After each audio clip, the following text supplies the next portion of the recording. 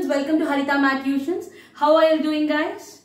Yes, and your exams are pretty much closed, all your 10th class boards. So today I have come up with a new topic, that is frustum of a cone. So what is the frustum of a cone? See, cones and all you have seen in your class 9, and you have actually learned the formula of the volume of the cone. What is the volume of the cone, guys? Volume of the cone is 1/3 of the cylinder, is it not, guys? It is 1/3 pi r square h. And what is the CSA of a cone? CSA, LSA, both are same. CSA is nothing but your curved surface area.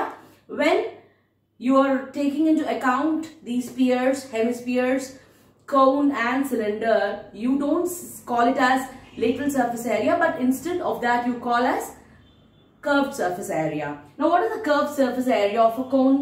Yes, it is pi RL, is it not?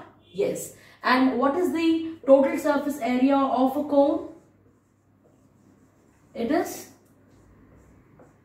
pi RL plus pi r square. So this we have actually learned in our class 9, and we have also derived how we get pi RL and how do we get pi RL plus pi r square. Now here we're going to see the frustum of a cone. Now what is the frustum of a cone? We're going to see that.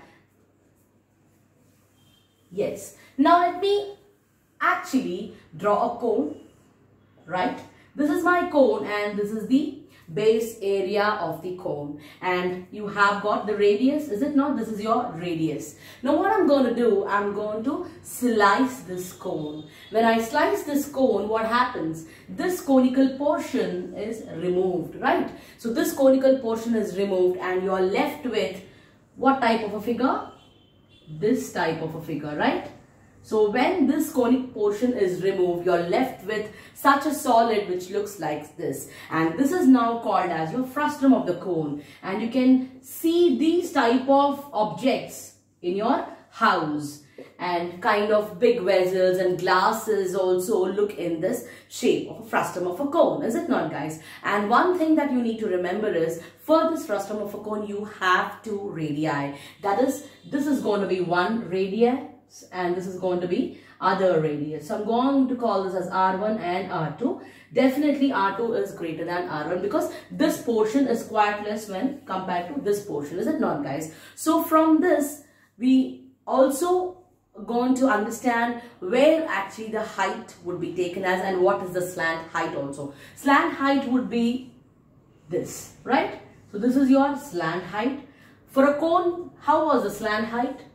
See, this is your cone, is it not? So your slant height was this, your base radius was this, and this was the height, because height is nothing but the line which is drawn from the vertex to the radius, the center of the base, you can say.